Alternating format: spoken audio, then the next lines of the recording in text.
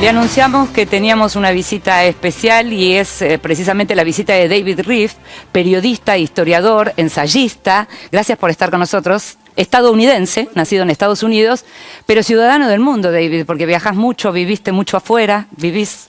Sí, y enseño en París. Y estás enseñando en Francia, sí, entonces... Sí. Justamente viniste a presentar tu libro Elogio del Olvido, que es un libro que tiene, digamos, como subtítulo Las paradojas de la memoria histórica, donde hay un cuestionamiento del tema de la memoria histórica. Y la idea es esta: nosotros como generación dentro de la humanidad aprendimos que es importante recordar para no repetir.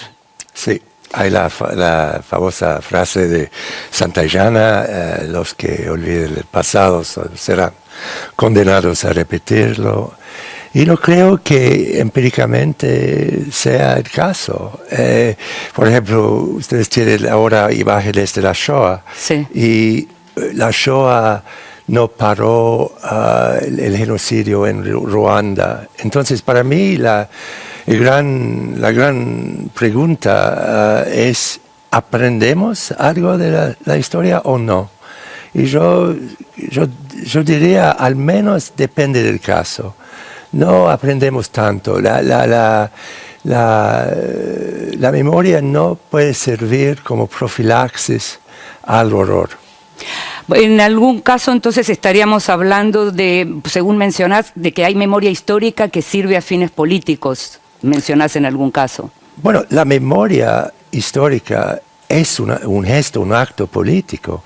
No hay memoria de punto de vista de la neurología. No existe la memoria colectiva. Hay mitos, hay decisiones políticas, hay un consenso político, por ejemplo, creo aquí sobre la dictadura, más o menos, hay variaciones, entiendo bien, pero la única memoria en términos estrictos es la memoria individual. Y cuando dicen que tiene que haber justicia, según tu ensayo, uno podría pensar que hay que privilegiar la paz por sobre la justicia. Mira, yo he pasado casi 20 años de mi vida en zonas de guerra, desde las Balcanes hasta Afganistán, Irak, todo. Y para mí la sugerencia que sin justicia no hay paz es falso, empíricamente falso.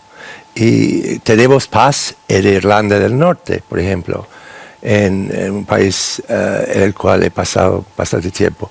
Pero no hay justicia, al contrario, dos terroristas son los líderes del país, o uno falleció hace un poco tiempo. Entonces depende del caso. Hay momentos en los cuales es posible tener los dos, pero depende del caso. Habría que privilegiar entonces la paz. Yo prefiero la paz, pero entiendo bien que hay personas que preferirían justicia sin paz. Por ejemplo, en Colombia es un buen ejemplo el debate colombiano sobre el acuerdo con la FARC de Santos. Te van a preguntar mis colegas. ¿Qué tal, David? Buen día. Hola. Vos estás planteando como una disyuntiva, o paz o justicia, digamos, ¿no? Por lo menos en algunos casos. ¿Es así? ¿Es un juego de suma cero o puede haber las dos cuestiones? Quiero decir, ¿son necesariamente dimensiones excluyentes? Y más allá de la eficacia política, uno puede decir, bueno, para construir la paz, en algunos casos, vos estás planteando algunos ejemplos, el Estado tuvo que olvidarse de generar justicia. Ahora, más allá de la eficacia política, ¿no hay también una dimensión ética de la justicia? ¿No tiene que haber justicia porque es buena en sí misma? No. Si no hay paz, yo diría no, porque prefiero... Mire, pasé 3 años en Sarajevo, viviendo en la capital de Bosnia. Y me gusta mucho que no hay niños que mueren en las calles de Sarajevo. Y bueno, no hay justicia en las Balcanes. No va a suceder. Pero si tengo a elegir entre los dos, y hay momentos en los cuales no tienes que elegir, pero en los casos En estos casos, sí, yo prefiero la paz, pero tal vez es un asunto de mi experiencia particular. David, es su segundo libro sobre el tema, ¿no? Porque en el anterior, sí, Contra la memoria, y por lo menos algunos analistas, algunos comentarios lo señalan como una continuación del anterior. En estos años que está haciendo este planteo que realmente me parece un planteo provocativo, ¿qué reacciones políticas ha recogido y qué opinión tiene de esas reacciones? Bueno, soy una persona muy ambivalente, entonces no soy de acuerdo con mí mismo un día por 7, ¿no? Y entonces entiendo bien que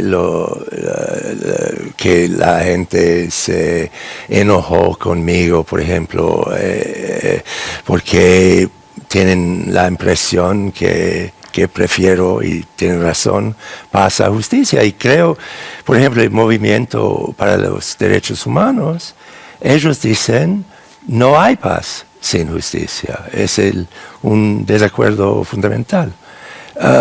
No me preocupa el pasado. No es serio. Vivir en Sarajevo es serio. Leer críticas malas no es. Nadie murió. David, si no hay memoria colectiva, ¿cómo reclaman los estados frente a genocidios como el armenio, frente al holocausto, frente al apartheid, por ejemplo? Pero no sabemos cómo reaccionar. Se ve en Siria en este momento. Si hubiera sido la verdad que hay mucho a aprender de la historia, Bosnia hubiera debido enseñarlo. Pero como vemos en Siria, nadie sabe qué hacer, intervenir, dejar la guerra seguir, no sé. Entonces tengo mis dudas sobre la utilidad del pasado. ¿Qué se les dice, David, a los familiares de las víctimas cuando reclaman justicia, si desde, digamos, desde la política se prefiere la paz por encima de la justicia?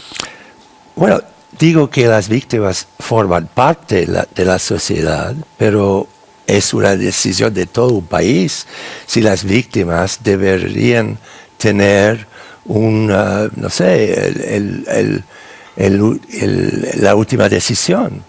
Por ejemplo, en el País Vasco, los víctimas, el acuerdo con ETA, no vamos a tener justicia para las víctimas, es claro. Y bueno, España o País Vasco quiere paz o justicia. Tal vez aquí en Argentina no hay que elegir, pero hay situaciones de eso, soy al 100% seguro, en las cuales tienes que elegir entre los dos. Antes de despedirte, les cuento al público que nos está viendo que sos el hijo de Susan Sontag, que fue una persona que justamente en lo que tiene que ver con la guerra de Balcanes tuvo una actitud muy activa, para repetirlo en el mundo, y estaba muy enojada con lo que estaba sucediendo y estaba pidiendo que terminaran los bombardeos y demás. Te pregunto, es una pregunta contrafáctica, ¿qué imaginás que diría tu madre de una apuesta como esta de preferible la paz por sobre la justicia? En desacuerdo conmigo. Muchas gracias por estar con nosotros. Gracias. Muchas gracias. Nos estamos yendo a una nueva pausa.